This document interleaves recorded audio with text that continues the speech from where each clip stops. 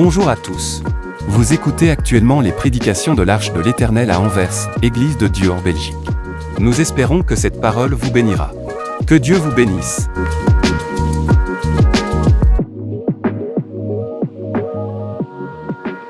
Amen.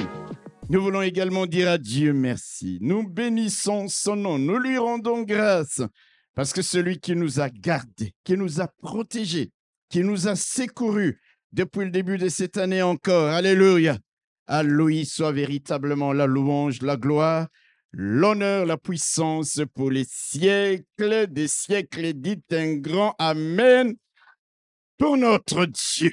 Merci Seigneur. Ce matin, je voudrais que nous puissions lire dans le psaume 132. Je vais vous inviter à vous lever et nous allons déclarer ensemble la parole du Seigneur. Le psaume 132. Vous voulez bien vous lever? Je sais que c'est encore le matin, mais soyez rac-à-rac. N'est-ce pas, frère Jeannot, qu'on dit?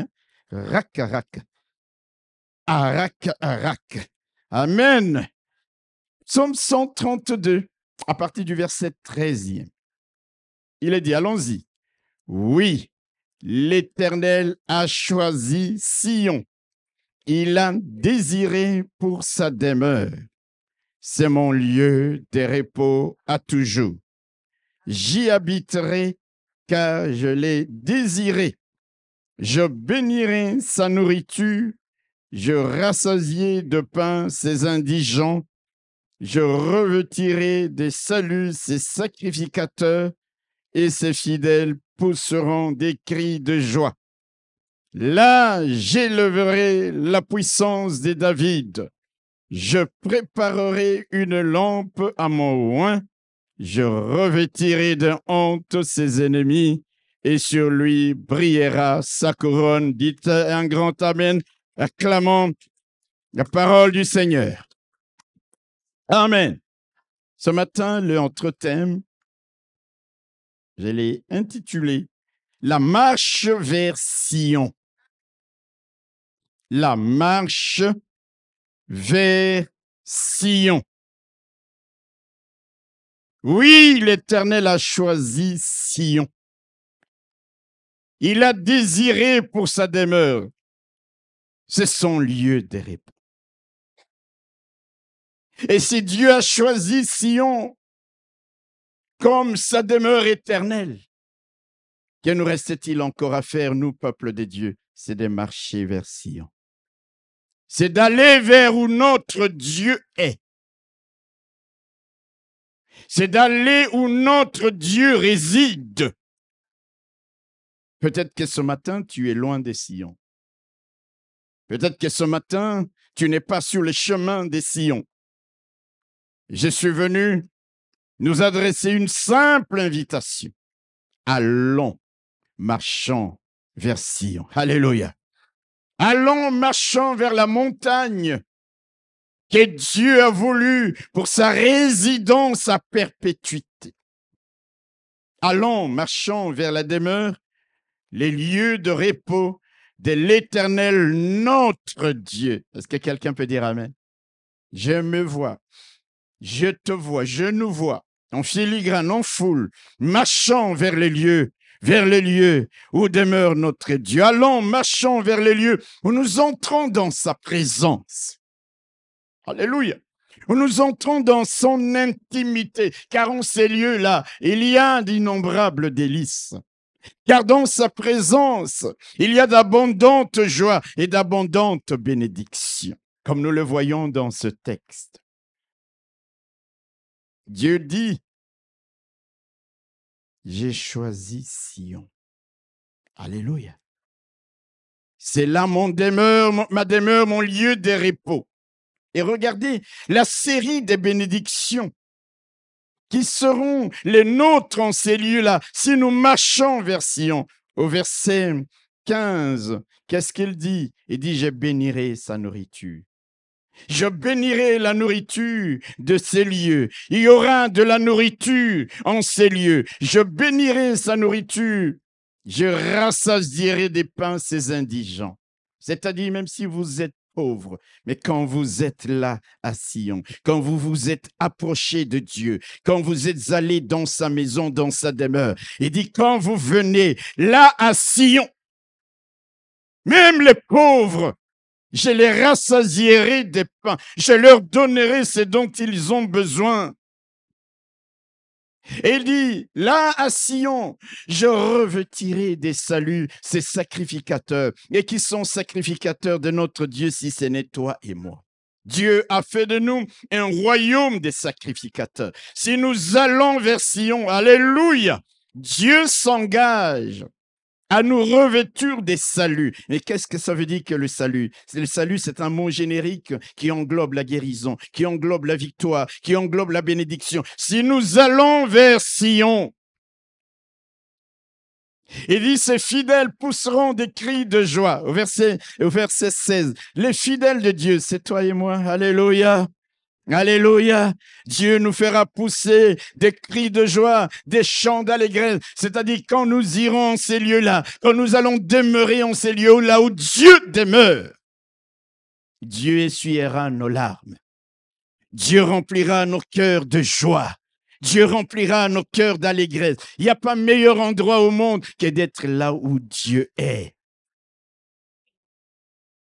C'est pourquoi si nous sommes loin des Sion, ce matin, l'invitation, c'est allons vers Sion, la cité de Dieu, la demeure éternelle, le lieu de repos de notre Dieu. Pas laisser la distance, mais allons, marchons résolument vers ces lieux-là, car en ces lieux-là, Dieu promet d'élever la puissance de David, comme il est dit au verset 15. Je revêtirai.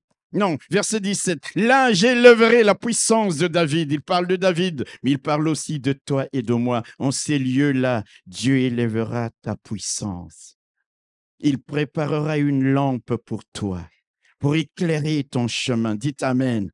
Il préparera une lampe pour montrer le chemin qui va te conduire vers ton bonheur, qui va te conduire vers ta bénédiction ou ton élévation. Et il dit là, en ces lieux-là, quand tu auras des ennemis, je les revêtirai de honte. Dieu couvrira, de honte tes ennemis.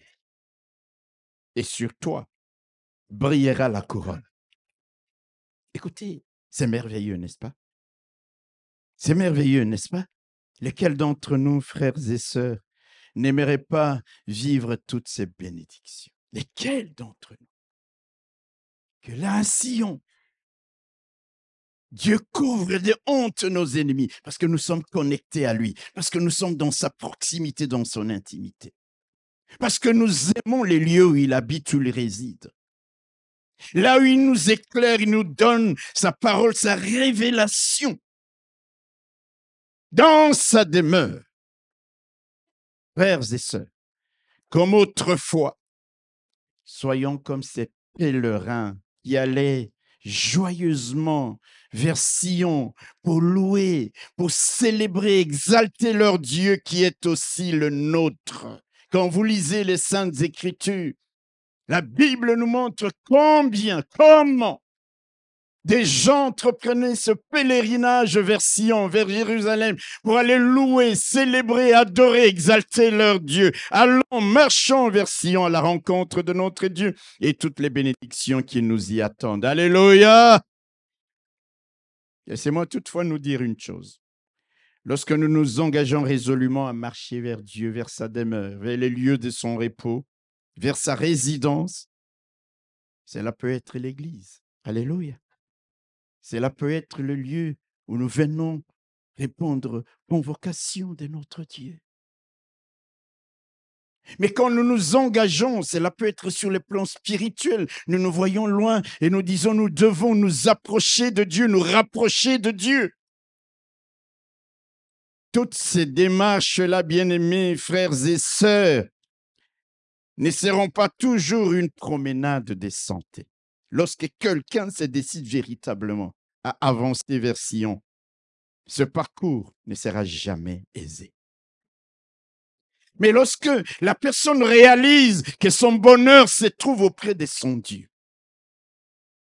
que la honte dont Dieu va couvrir ses ennemis ne peut être que là s'il est à la demeure de son Dieu, Lorsque quelqu'un réalise que là, même pauvre et indigent et malheureux, Dieu va le rassasier de pain. Lorsque quelqu'un réalise toutes ces bénédictions qui se rattachent à ceux qui s'avancent à Dieu, auprès de Dieu à Sion, il va dire, promenade de santé ou pas, j'irai vers mon Dieu. Promenade de santé ou pas, obstacle ou pas, barrière ou pas, j'irai dans la présence de mon Dieu. Dites un bon amen. Je voudrais prendre 2 passages pour nous faire comprendre ce que je veux que nous partagions ce matin. Le premier se trouve dans le psaume 84. On parlait justement de ces pèlerins qui allaient à Sion, qui allaient à Jérusalem pour aller célébrer leur Dieu. Le premier passage, le psaume 84, nous l'avons déjà lu. Nous lisons à partir du verset 5e. Alléluia. Qu'est-ce qu'il est dit? Il est dit, heureux ceux qui habitent la maison. Heureux. En d'autres termes, sont bénis ceux qui habitent ta maison, ceux qui sont dans ta présence, ceux qui aiment ta maison. Ils peuvent te célébrer encore. Heureux ceux qui placent en toi leur appui. Ils trouvent dans leur cœur des chemins tout tracés. Lorsqu'ils traversent la vallée de Baca, il la transforme en un lieu plein de sources. Et la pluie la couvre aussi des bénédictions. Leur force augmente pendant la marche et ils se présentent devant Dieu à Sion. De quoi est-il question dans ces passages? Comme je venais de nous le dire, il s'agit simplement des pèlerins qui se rendaient à Jérusalem dont le point culminant était la montagne de Sion. Pour arriver là, à Sion, afin d'aller célébrer leur Dieu, ces pèlerins devaient traverser la vallée de Baca, qui signifie la vallée des larmes, la vallée des pleurs. Ils devaient traverser cette vallée, un lieu aride, un lieu de solitude, une longue vallée qui était chaude, desséchée, la température parfois atteignait plus de 50 degrés, un lieu de désolation qui pouvait décourager plusieurs personnes qui voulaient emprunter ce chemin-là. Alléluia! Mais ces pèlerins se disaient, je dois aller à Sion, me présenter devant la présence de celui qui m'a créé. Mais au-devant, il y avait la vallée de Baca. Quand les gens arrivaient là-bas, la soif, la faim, quand les gens arrivaient là-bas, la chaleur les faisait pleurer, ils criaient, la vallée des larmes, la vallée des pleurs. Il fallait que les pèlerins passent par là. Mais malgré le défi que la traversée de cette vallée représentait, ces pèlerins aspiraient tellement à aller dans la présence de leur Dieu, à avoir une telle communion avec Dieu et avec son peuple, qu'ils se mettaient en marche vers les lieux où cette aspiration pouvait se réaliser, c'est-à-dire être dans la présence de mon Dieu. Il y a des moments où je nous regarde et je dis, nos cœurs ont-ils la même flamme, le même élan ce matin? Comme je disais au début, j'ai béni Dieu parce que nous ne sommes pas venus en voiture.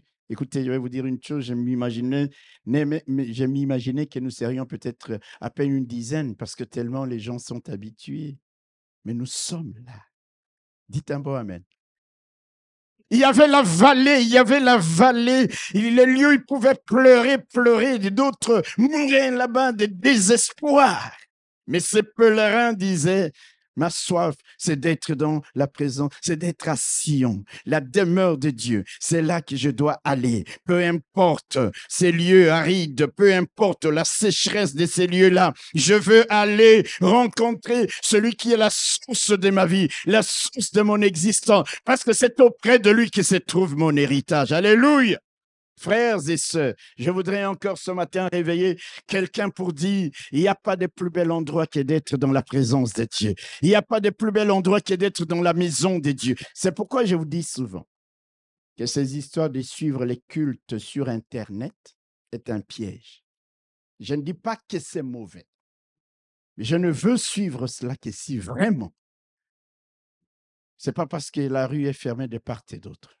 C'est pas parce que, non, je veux être dans la maison de Dieu. Je veux être là où Dieu est.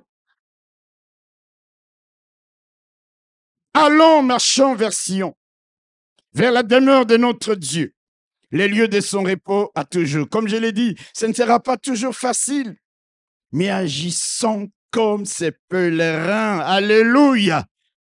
Comme ces pèlerins, nous allons traverser la vallée de Baca, mais nous n'allons pas nous arrêter, nous n'allons pas fuir, nous n'allons pas nous détourner. Nous sommes déterminés à aller jusqu'à Sion. Alléluia! Et ce que j'aime chez ces pèlerins, c'est ce qui est écrit au verset 7. Écoutez. Il dit, la Bible dit, lorsqu'ils traversent la vallée de Baca, il la transforme en un lieu plein de sources et la pluie la couvre aussi de bénédictions. Il faut que je vous explique ça. Amen. Ils arrivent dans une vallée aride, désolée, une vallée sèche, chaude.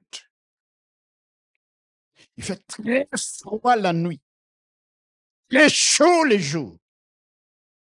Les gens, ceux qui n'ont pas cette détermination, arrivent dans la vallée, ils pleurent, ils meurent. Et la Bible dit, ces pèlerins-là, quand ils arrivent dans la vallée de Baca, écoutez, ils font quoi?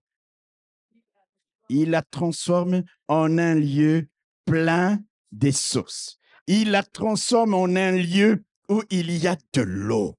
Ils arrivent là et ils disent, nous n'allons pas nous laisser submerger par les difficultés. Nous n'allons pas nous laisser nous écrouler par les difficultés de la vallée de Baca.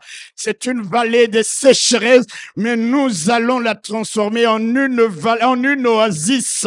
Nous allons la transformer en un lieu où il y a des sources d'eau. Et que font-ils? Là, dans la vallée, ils se mettent à creuser. Frères et sœurs, c'est dans l'épreuve et la difficulté, alléluia, que nous avons besoin de démontrer que nous ne sommes pas de ceux qui se retirent, nous ne sommes pas de ceux qui fuient, nous ne sommes pas de ceux qui disent « Dieu, où es-tu » Nous sommes dans la vallée des pleurs. Nous ne pleurons plus, mais nous nous mettons à creuser, nous nous mettons à prier, nous nous mettons à chanter, nous nous mettons à exalter Dieu. Là, dans la vallée des pleurs, il y a des rires de notre bouche qui fusent parce que nous refusons que la vallée des Baca, alléluia, puisse nous empêcher de continuer vers ci. Ils creusent. Ils creusent et ils creusent encore. Ils extraient les bénédictions au plus profond des difficultés de cette vallée. Nous ne sommes véritablement pas des chrétiens qui croient dans un Dieu tout-puissant si à la première épreuve nous flanchons. Nous sommes abattus. Nous sommes découragés. Non, frères et sœurs, nous ne sommes que des pèlerins sur cette terre. Alléluia! Ils creusent au plus profond des difficultés. Et qu'est-ce qui se passe? Quand l'eau jaillit maintenant des entrailles de la terre, alléluia, Dieu voit leur travail, alors Dieu envoie la pluie du ciel pour couvrir la vallée des végétations, pour couvrir la vallée des bénédictions. Est-ce que quelqu'un me saisit? Je vais revenir pour vous dire ceci.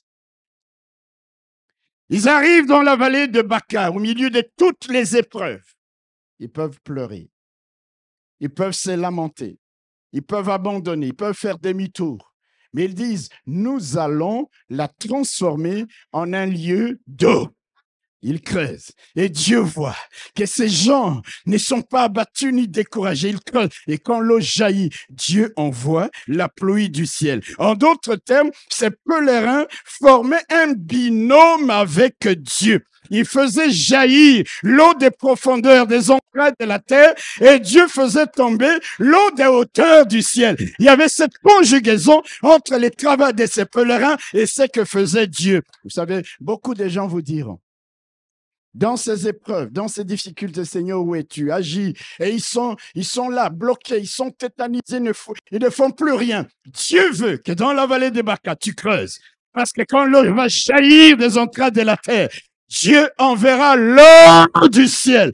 Et la vallée sera remplie de végétation, sera remplie de bénédictions, parce que tu aurais fait le pas avec ce courage, le pas avec cette foi, le pas pour dire, je ne vais pas me laisser abattre par les difficultés, je ne vais pas me laisser submerger par la sécheresse de la vallée des Baca, je ne vais pas pleurer, je vais faire quelque chose pour que les dieux du ciel complètent le peu de mon travail par une pluie abondante, en sorte que la vallée des Baca est transformée en une vallée de gloire, de réjouissance, de réjouissance. Mon frère, ma sœur, est-ce que tu formes un binôme avec Dieu? C'est-à-dire, tu fais ta part. Il y a les difficultés qui sont là. La désolation est là. Les épreuves tout autour de toi. Mais tu dis, je n'abandonne pas. Là, tu me fais passer par la vallée des Baca, Seigneur.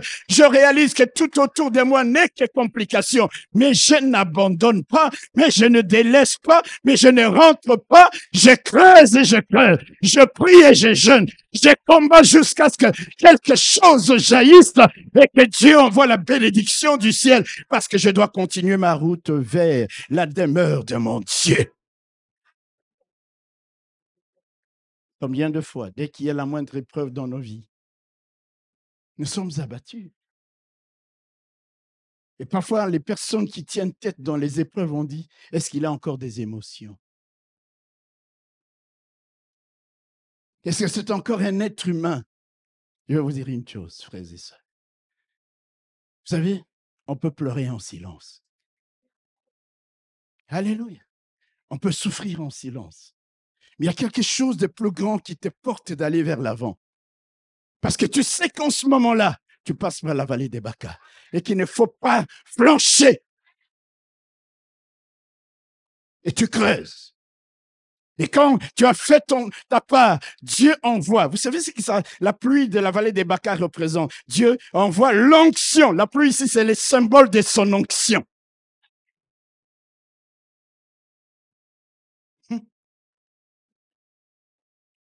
Ça ne va pas dans ma vie. Très bien. Il y a un temps pour pleurer. Il y a un temps pour essuyer les larmes et dire, je dois creuser. J'ai besoin de force. Ce que j'aime chez ces pèlerins qui allaient vers Sion, c'est que lorsqu'ils traversent la vallée des Baca, il la transforme. Vous vous rappelez d'Isaac? Il est allé dans la vallée de Guérard, n'est-ce pas? Alléluia. C'était une vallée de sécheresse. Mais qu'est-ce qu'Isaac fait? Il est avec ses gens. Il dit, je sais que c'est une vallée aride. Vous savez, il voulait aller en Égypte comme au temps de son père.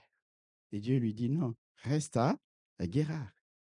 Il dit, mais Seigneur, c'est une vallée désertique. Il n'y a rien ici. Je mourrai peut-être de faim ou de soif avec ceux qui sont avec moi. Non, il ne dit pas ça. Il creuse. Et la Bible nous dit dans Genèse 26, il a trouvé des lots vives. Frères et sœurs, au cœur des difficultés, au cœur des épreuves, au cœur de la tempête, ne flanche pas. Creuse. Tu as rendez-vous avec l'eau vive. Et la Bible nous dit qu'il a trouvé de l'eau. Et cet homme est devenu riche. Il est devenu encore riche. Dieu l'a béni et l'a béni, même dans les conditions qui étaient aux yeux de l'homme impossibles pour qu'il soit béni. Forme un binôme avec Dieu. Forme un binôme, forme une équipe avec Dieu. Aie une vision. Je dois aller me présenter à Sion. Et de temps en temps, tu traverseras la vallée des pleurs. Tu vas pleurer parce qu'un membre de ta famille est malade. Tu vas pleurer parce que les difficultés s'amoncellent. Tu vas pleurer parce que telle situation va devenir encore plus compliquée. Mais au milieu de toutes ces pleurs, il y a un moment où tu te dis non, je dois transformer cette période de temps, cette vallée de Baca, en un temps, en une période, en un lieu, en un lieu. Est-ce que je parle à quelqu'un qui va être couvert de sources d'eau? C'est ce qu'avait fait cet homme, Isaac, dans la vallée de Guérar. Marchons vers Sion. Marchons vers notre Dieu, vers sa présence. C'est aussi marcher vers les lieux de notre bénédiction. C'est aussi marcher vers l'auteur de toute grâce excellente et de tout don parfait. Même si cette marche te fera certainement traverser, je le répète, si ce n'est pas aujourd'hui, ce sera demain ou un jour. Même si cette marche, le fait que tu t'attaches à Dieu, que tu ailles vers lui résolument, même si cette marche te fera traverser la vallée des larmes, la vallée des pleurs, la vallée de la solitude, la vallée de la désolation, de la ridicule, je voudrais te dire une chose, cela en vaut la peine, parce que lorsque tu te présenteras devant ton Dieu à Sion, mais en haillant, la couronne brillera sur ta tête. Tout changera. Et quand tu traverses cette vallée, qu'est-ce que Dieu attend de toi? Écoutez, c'est à toi et à moi de transformer ces lieux-là en une oasis où il fait bon vivre. Amen. Amen. Vous savez, il y a des moments, même quand c'est toi qui es dans l'épreuve, et tu sais encourager ceux qui sont parfois plus découragés, qui viennent t'encourager. Quelqu'un n'a pas compris ce que j'ai dit. Tu transformes la vallée des Baca en un lieu où il fait bon vivre. Oui, mon frère. Dans ta marche vers Sion, tu traverseras la vallée de Baca. Et ce que Dieu attend de toi, c'est que malgré les difficultés, les combats, les épreuves, les obstacles, la faim ou la soif, que tu ne rebrousses pas chemin, que tu n'abandonnes pas, que tu ne te décourages pas. J'ai l'impression de me répéter, mais laissez-moi me répéter. Que tu ne cesses pas de creuser, parce que c'est seulement, vous savez, écoutez ce que la Bible dit dans le psaume 24. Lorsqu'il traverse la vallée de Baca, il la transforme en un lieu plein de sources et la pluie la couvre aussi des bénédictions. Binôme. Écoutez le verset 8. Et leur force augmente pendant la marche et ils se présentent devant Dieu à Sion.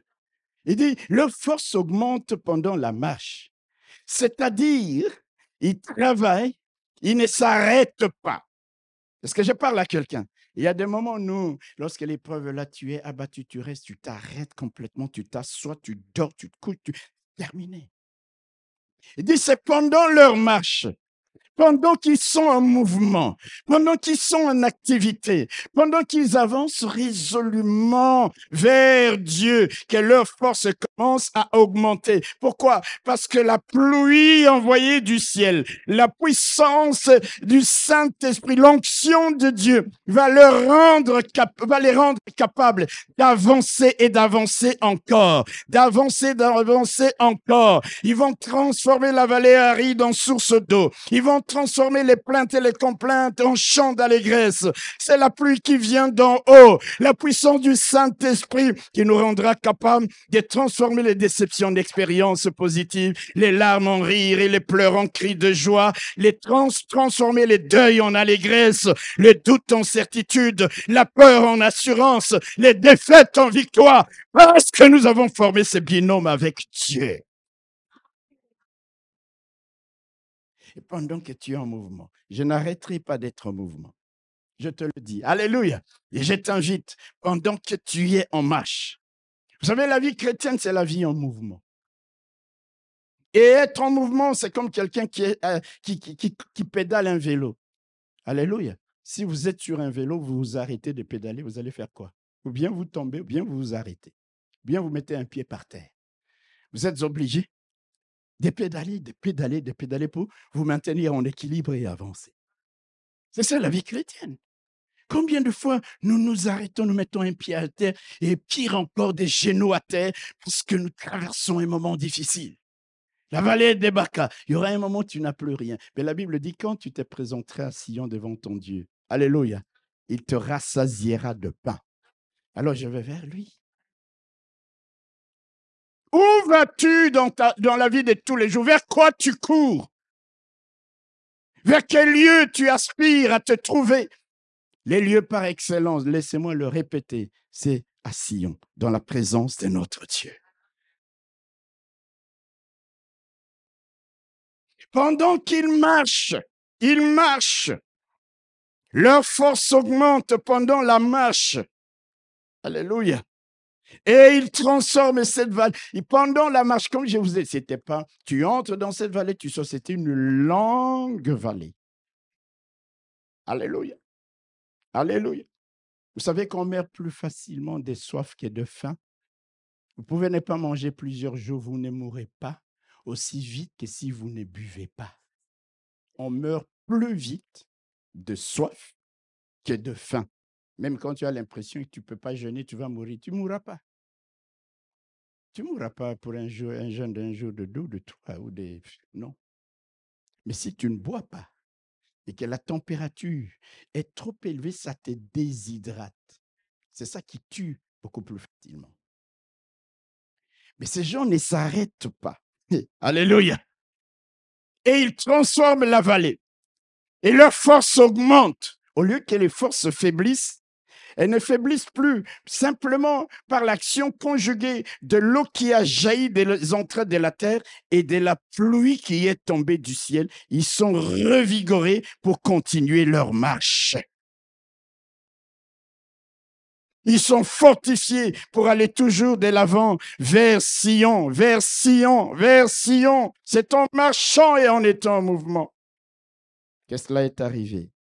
C'est pour cela que je me répète en disant, n'abandonne pas. Alléluia.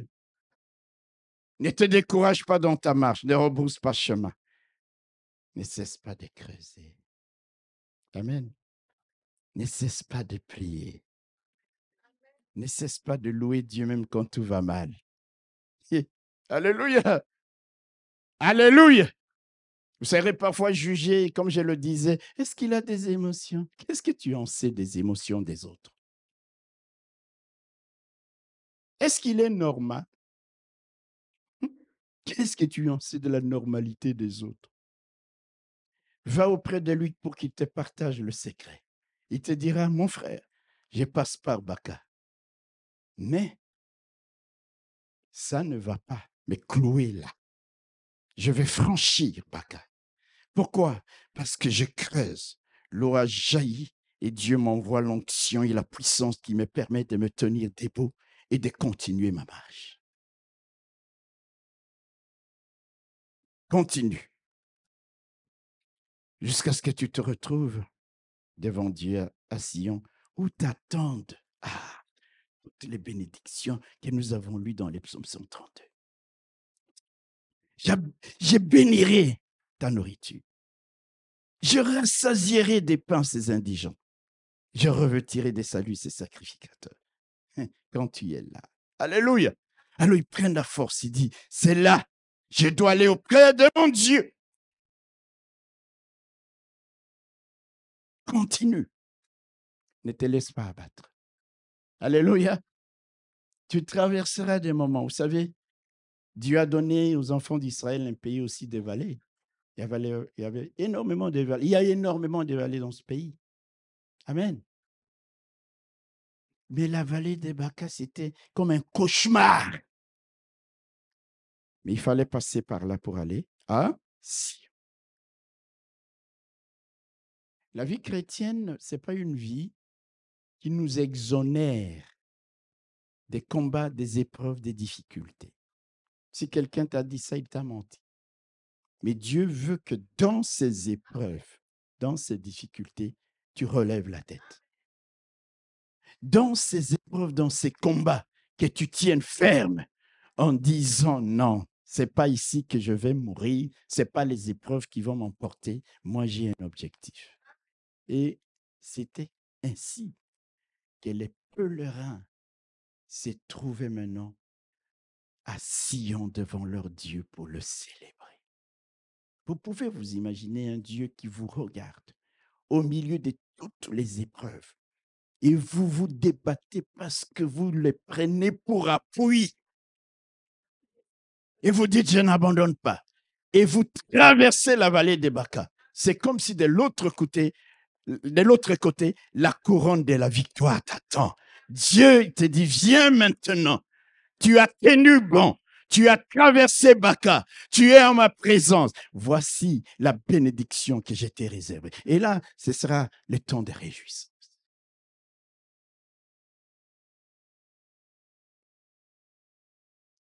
Je voudrais qu'on lise ce verset du psaume 132. Le verset 7. Alléluia. Psaume 132, le verset 7. Vous l'avez déjà sur l'écran? Le verset 7. Psaume 132, verset 7. Si vous ne l'avez pas, vous avez une Bible. Qu'est-ce qui est dit? Il est dit, allons à sa demeure. Prosternons-nous devant son marchepied. Est-ce que tu peux dire à quelqu'un à côté de toi, mon frère, allons, même s'il y a Baca devant nous, dis-lui, allons à la demeure de Dieu. Allons dans la présence de Dieu. Allons nous prosterner, allons l'écouter, allons le louer, allons le célébrer, allons l'exalter. C'est lui l'auteur de notre vie, de notre foi. C'est lui et lui seul qui nous a gardés. Allons. Allons.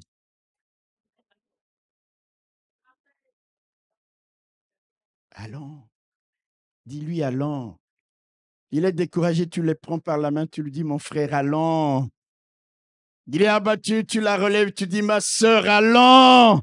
De l'autre côté de la vallée, nous attend l'Éternel assis sur son trône et qui dira, voici ce qui vous attendait, voici la bénédiction qui vous attendait. Où sont vos ennemis pour que je les couvre de honte? Où sont les indigents pour que je les rassasie des pains? Où sont les sacrificateurs pour que je leur assure les vêtements de salut? Et nous sommes là, Éternel, notre Dieu. Et après ce temps, oh, notre Dieu, ce sera un temps de réjouissance encore plus important. La vallée de Baca. Je voudrais prendre un deuxième exemple. Alléluia. Pour les gens qui doivent nous inspirer dans l'invitation de ce matin. Vous vous rappelez de nos journées de prière lorsque nous avons clôturé l'année. Alléluia. Nous avons parlé également de David. 2 Samuel, chapitre 5. Je vais juste répéter ce texte, mais vous le connaissez. 2 Samuel, chapitre 5, à partir du verset 1er. Nous allons faire une lecture rapide et je vais répéter ce que nous avons dit. Parce que je suis venu inviter quelqu'un. Allons à la demeure de Dieu. Allons auprès de notre Dieu. Toutes les tribus d'Israël vinrent auprès de David à Hébron et dirent, voici, nous sommes tes os et ta chair. Autrefois déjà, lorsque Saül était notre roi, c'était toi qui conduisais et qui ramenais Israël. L'Éternel t'a dit, tu paîtras mon peuple d'Israël et tu seras le chef d'Israël. Ainsi, tous les anciens d'Israël vinrent auprès du roi à Hébron et le roi David fit alliance avec eux à Hébron devant l'Éternel. Il loignit David pour roi sur Israël. David était âgé de 30 ans lorsqu'il devint roi. Et il régna 40 ans. À Hébron, il régna sur Juda 7 ans et 6 mois. Et à Jérusalem, il régna 33 ans sur tout Israël et Juda. Le roi marcha avec ses gens sur Jérusalem contre les Jébusiens, habitants du pays.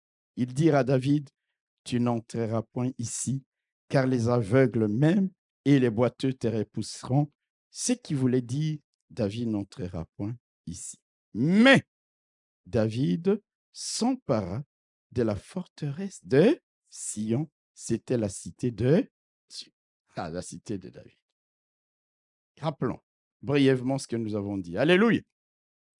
David est oint roi pour succéder à Saül. Mais il est oint roi non pas pour qu'il règne juste sur un bout du territoire, mais pour qu'il règne sur tout Israël. Mais voilà, cela faisait 7 ans et demi qu'il ne régnait que sur Hébron. Amen. 7 ans et demi. Pour que la promesse de Dieu s'accomplisse en sa faveur, il fallait que David s'empare de la forteresse, de la citadelle située sur le mont Sion, la demeure de Dieu, les lieux que Dieu s'était choisis. Il fallait qu'il s'en empare. Et cette forteresse était aux mains de Jébusiens, qui étaient une peuplade cananéenne. Amen. 7 ans et demi après, plus tard, le temps de Dieu arrive à son terme. La Bible dit que quand le temps de Dieu arrive à son terme dans ta vie, il y a quelque chose qui va se passer. Amen. Un jour, David, qui était à Hébron, voit tous les anciens, les 12 anciennes tribus, tous venus vers lui à Hébron pour faire alliance et lui dit non, non, tu n'as pas été un roi juste pour régner à Hébron, mais sur l'ensemble du territoire. Si tu prends Sion, si tu arrives à Sion, si tu gagnes Sion, alors tu étendras ton règne sur l'ensemble d'Israël. Il conclut alliance avec lui. Alléluia. Et il le oigne encore roi. J'aime ça. Cette histoire, je l'aime beaucoup. Parce que si vous regardez bien, il y a quelque chose qui est une montée en puissance. D'abord, regardez même en termes de villes. David était comme un petit roi des bergers, des brebis, un petit berger, des brebis à Bethléem. Et puis un jour, les habitants d'Hébron, la tribu des Juifs, on vient le oindre roi et il règne sur Hébron. Il monte. Et maintenant, les anciens viennent pour dire, nous voulons te oindre aussi roi une troisième fois pour que tu règnes. C'est ce que moi j'appelle une montée en puissance. Quand nous marchons avec Dieu et que le temps de Dieu arrive, un mouvement, un bourdonnement, oh, un déplacement, il y a quelque chose qui viendra vers vous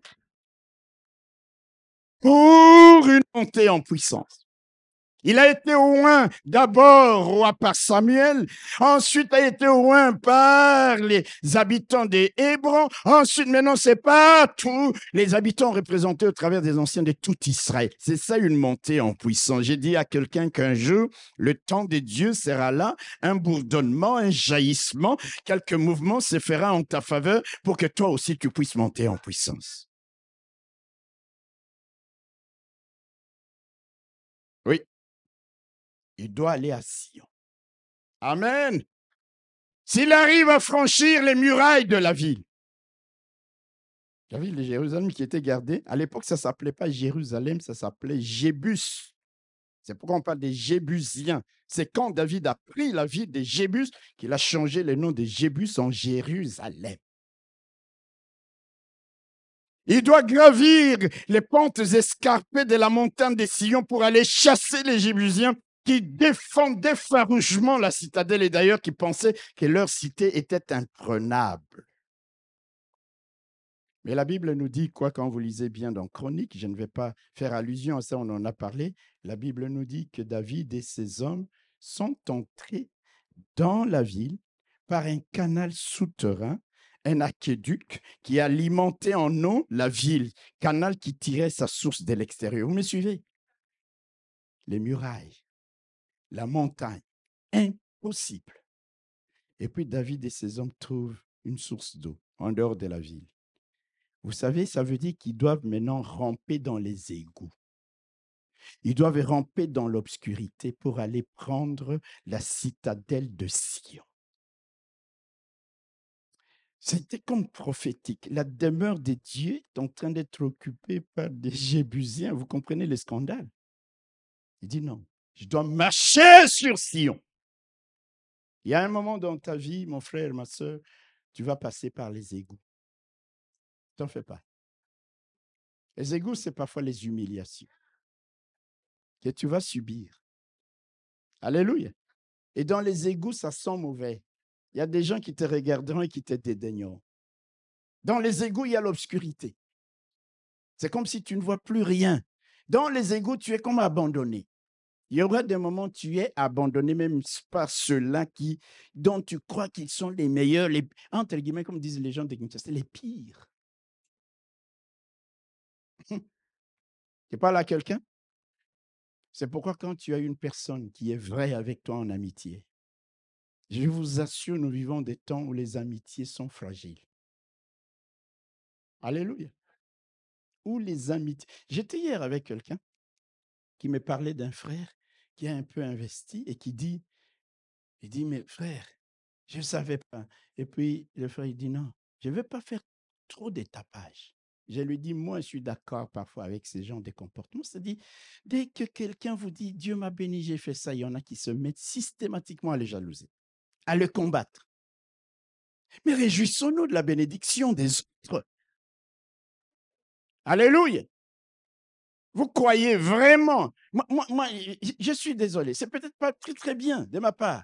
Mais je ne peux pas encourager quelqu'un. Alléluia, Dieu m'a béni, je suis devenu millionnaire. Et vous allez voir 56 personnes s'élever au même instant commencer à tirer sur lui. Alléluia. Ce qui fait finalement qu'on est même un peu plus discret pour témoigner de la gloire de Dieu dans nos vies. Vous pouvez vous imaginer la méchanceté, nous allons y revenir.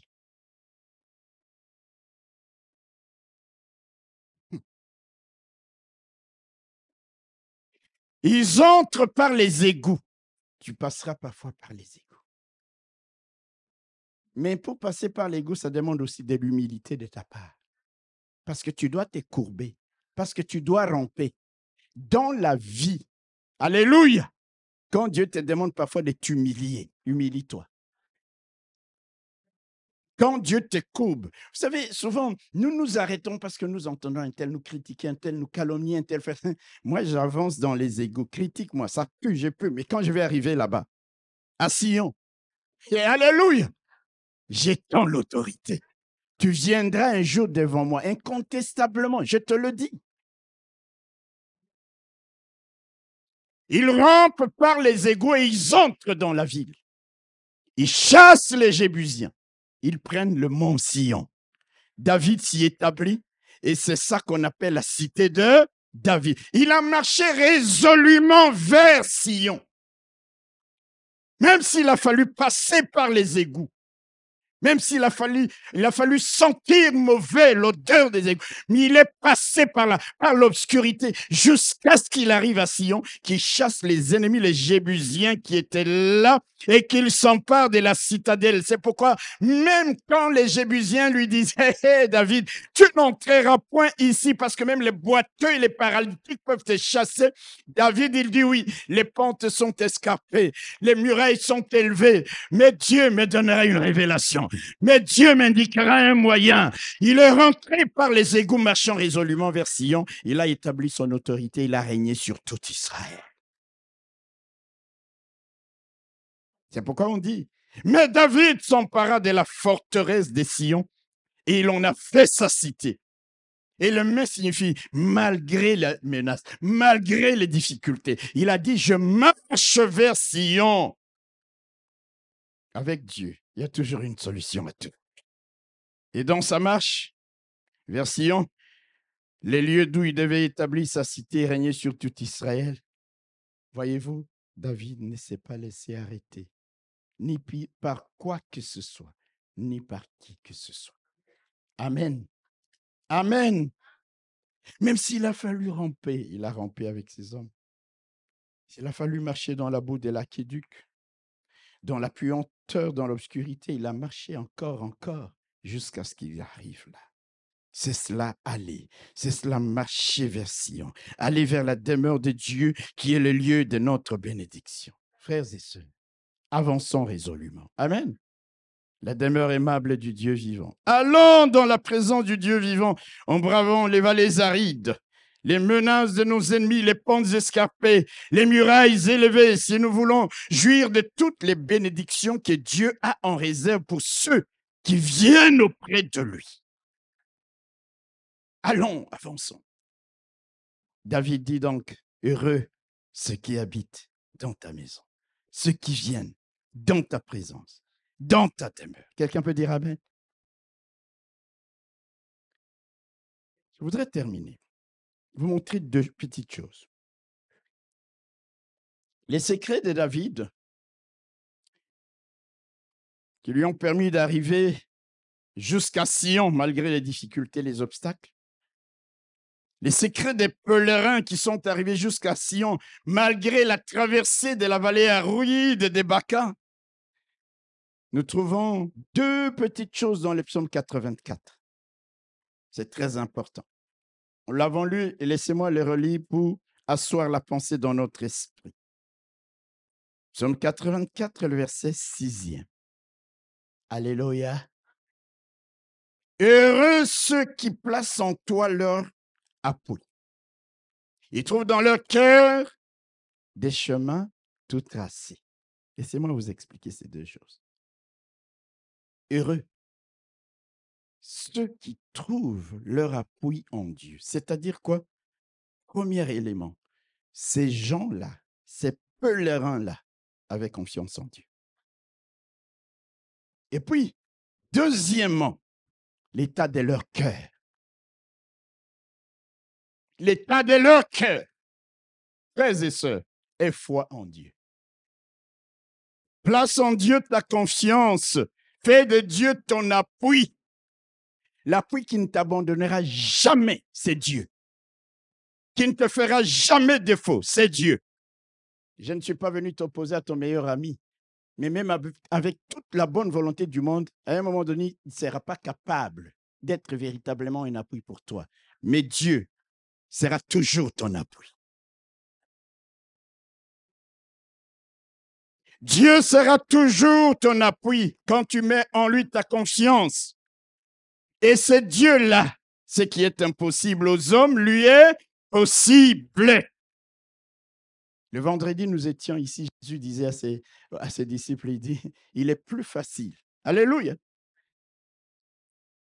à un chameau de passer par les trous d'une aiguille qu'à un riche d'entrer dans les royaumes des cieux. Les disciples disent, waouh, mais si c'est comme ça, qui sera sauvé? Il dit, aux hommes, cela est impossible, mais à Dieu, tout est possible. C'est-à-dire, il leur disait, si vous ne pouvez pas faire passer un chameau par les trous d'une... Vous savez ce que c'est qu'un chameau? Vous avez vu des chameaux au Maroc ou dans les pays du côté de Syrie, Jordanie? Alléluia. Un chameau peut ne pas entrer par la porte latérale. Vous voyez notre porte ici, à côté où s'assoient nos bien-aimés. Oui. Mais vous imaginez maintenant les trous d'une aiguille. Et Jésus le dit, il est plus facile au chameau de passer par les trous. Il dit non, mais ça c'est grave. Il dit aux hommes, cela est impossible. Mais à Dieu, cela est possible. Avec Dieu, tout est possible.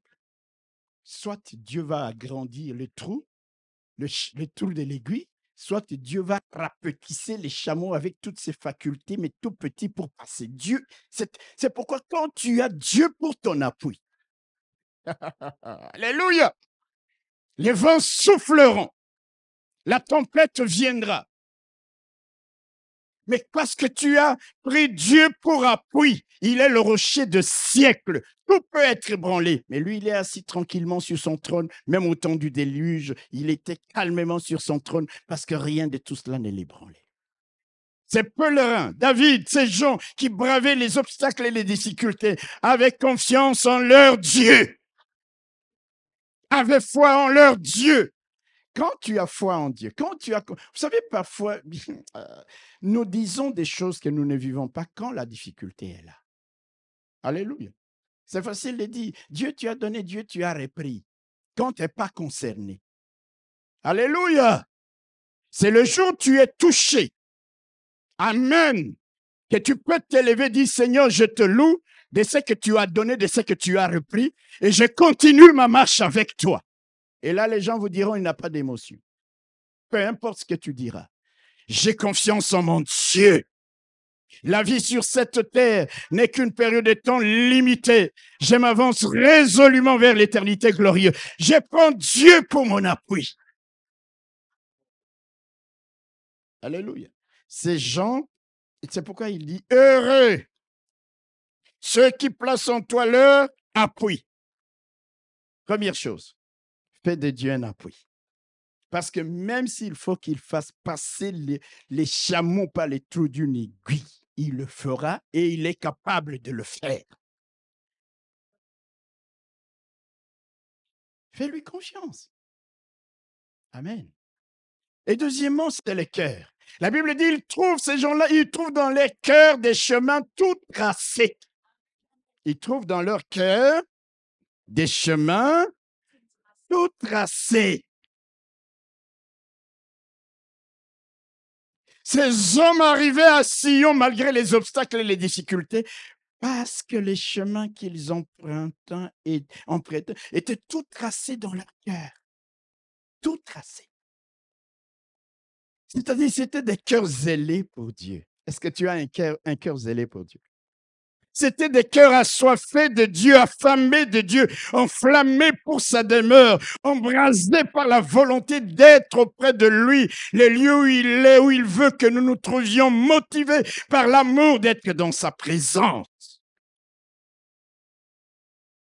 C'est pourquoi la Bible dit, tu aimeras l'Éternel ton Dieu de tout ton cœur, le cœur. Trouver des chemins tout tracés dans son cœur. Est-ce que vous croyez? Ça implique que ces cœurs ne soient pas tortueux, que ces cœurs ne soient pas mauvais vis-à-vis de ton frère ou de ta sœur. Trouver des chemins tout tracés dans son cœur implique que ces cœurs soient purs. Ça implique que l'on soit un homme, une femme selon les cœurs de Dieu. Ça implique des cœurs qui ne baignent pas dans la méchanceté gratuite ou la jalousie morbide. Lorsque le cœur est pur, Dieu mettra dans ton cœur des chemins tout tracés pour que tu arrives à Sion.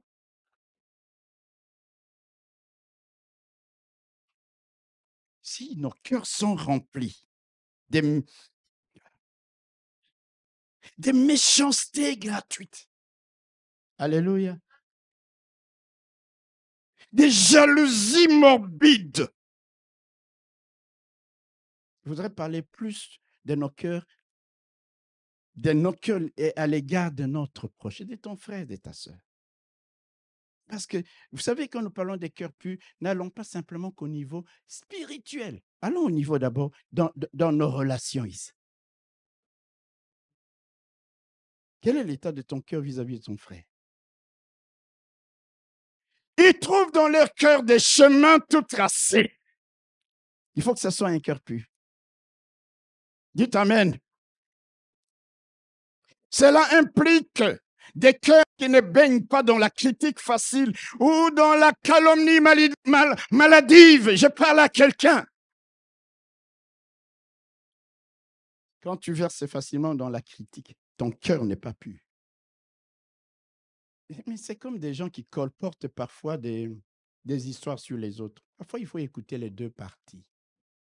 Hello! C'est ce que la Bible dit. Tu arrives quelque part, on dit, tu as vu, les frères honorés, il est ça. Attends, toi, tu prends ça, comment les frères honorés? Moi, je viens, les frères. Mais est-ce que tu as écouté les frères honorés? Mais comme ton cœur est mauvais, il est prédisposé à relayer même la rumeur. Et tu crois que tu trouveras, Dieu placera dans ton cœur des chemins tout tracés pour que tu arrives à Sion, afin que tu hérites de toutes ces bénédictions que nous avons lues. Non, c'est comme ça que nous faisons des détours et des détours et des détours. On se perd dans la vallée. On est bloqué par les obstacles et les difficultés parce que nos cœurs ne sont pas purs et les chemins ne sont pas tout tracés dans nos cœurs. Il dit, ces pèlerins. Hello! Il y avait des chemins tout tracés dans leur cœur, c'est-à-dire des cœurs qui ne baignent pas dans l'hypocrisie épidémique ou virale ou la vengeance viscérale, non, mais des cœurs qui sont purs. Vous savez, quand on parle des cœurs purs, mes frères et sœurs, c'est pas mon voisin, c'est pas l'autre, c'est d'abord moi. C'est d'abord moi. Oh Dieu, crée en moi un cœur pur pour qu'il y ait des chemins tout tracés qui me conduisent à Sion, qui me conduisent dans ta présence. Parce que quand je serai là, même indigent, tu me nourriras de pain. Tu me rassasieras de pain. Mes ennemis seront couverts de honte. Ils sont enveloppés de manteaux d'opprobre parce que je suis dans ta présence.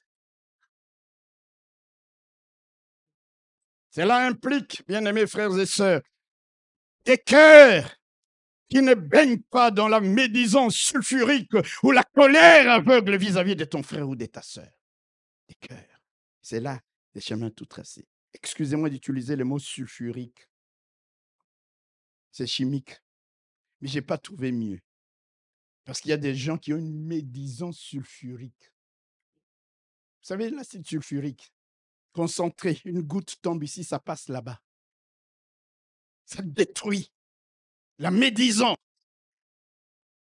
Et nous disons, Seigneur, je veux voir ta gloire. Frère, marchons, mais laissons nos cœurs être purifiés. Dieu tracera. C'est comme David. Il ne sait pas comment prendre les Jébusiens par les pans escarpés, sauter les murailles impossibles. Mais Dieu lui dit, révélation, je t'ouvre les yeux. Il y a un canal. Entre par là. Chemin tout tracé. On a des mauvais cœurs. Alléluia. On a des mauvais cœurs. Des cœurs qui baignent dans la vanité folique. J'utilise des termes chimiques. Je m'en fous. Excusez-moi. Parce que c'est juste des adjectifs que je comprends. Folique, c'est pas la folie. C'est autre chose encore, de plus toxique. Et là, la haine meurtrière. Non, c'est pas des cœurs comme ça. La Bible nous dit, trouve dans leur cœur des chemins tout tracés qui les conduiront à Sion. À Sion, des cœurs qui sont purs, purifiés par la parole de Dieu. Des cœurs sanctifiés par la puissance du Saint-Esprit. Alléluia. Alléluia. Des cœurs lavés par le sang de l'agneau. C'est pourquoi cette année, s'il faut que tu pleures, dis, oh Dieu, non pas, je ne demande pas que tu me donnes un cœur pur. David n'a pas dit, donne-moi un cœur pur. Il a dit, crée en moi un cœur pur. Plus que donner. Crée. Pour que mon cœur, quand mon frère est béni, je suis béni. Alléluia. Dieu mettra dans ton chemin tout tracé. Même quelqu'un qui ne te connaît pas, tu le croises, il te dit, viens, je vais te montrer quelque chose qui va profiter à ta bénédiction. Parce que Dieu voit ton cœur. Il met dans ton cœur un chemin tout tracé et tu arriveras ainsi. Nous sommes là, dans la façade, nous prions, nous chantons. Combien de fois nous sommes prêts à poignarder notre frère, notre sœur dans le dos, à parler du mal de lui, d'elle quand il n'est pas là, sur la base de fausseté, des rumeurs.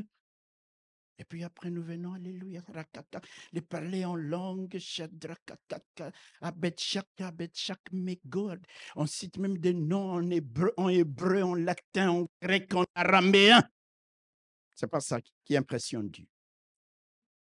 Prier en Swahili, si tu dois prier en Swahili, ça impressionnera Dieu. Pas simplement les patois, parce que Dieu va regarder à ton cœur. Ces gens trouvaient dans leur cœur, il y avait des chemins tout tracés. Mon frère, ma soeur, Dieu mettra dans notre cœur des chemins tout tracés vers Sion, vers notre montée en puissance, vers notre lieu de bénédiction. Dieu mettra dans nos cœurs la stratégie, l'inspiration, la conviction de ce qu'il faut faire pour parvenir à Sion, si nos cœurs lui sont agréables. Ceci nous ramène à notre thème de l'année, au niveau de notre église locale, rechercher un cœur. Où devons-nous aller? La marche vers Sion. Le chemin sera tout tracé pour nous quand nos cœurs sont purs. Amen. Amen. Vous savez qu'il y a des gens qui peuvent te haïr gratuitement.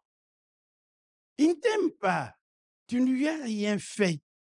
Même tu lui dis bonjour, il ne te regarde même pas. Mais tu as fait même l'effort de venir lui dire bonjour. Il te zappe. Les gens disent, ils ne te calculent même pas. Alléluia. Et vous croyez que c'est de cette manière-là que Dieu mettra dans nos cœurs des chemins tout tracés? C'est faux. nous allons errer, tourner. Mais ceux dans les cœurs, au jour le jour, alléluia, tu regardes l'état de ton cœur, vis-à-vis de ton frère, vis-à-vis de ta sœur, alléluia, vis-à-vis des enfants des autres. Laissez-moi nous le dire, vous savez qu'il y a parfois dans les églises, nous parents qui chassons les enfants des autres. La manière même de leur parler.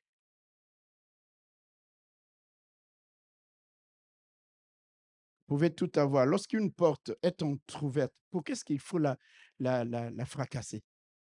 Tirez doucement. Quand tu prends un enfant, tu les fais asseoir, tu dis, oh, ça fait longtemps, je ne t'ai pas vu. Ça me fait du bien de te revoir ici à l'église. Allez, c'est comme ça. Mais quand tu vas, tu iras en enfer. Vous voulez que ce jeune homme, cette jeune fille revienne encore? Mais nos cœurs, c'est parce que le cœur n'est pas bon.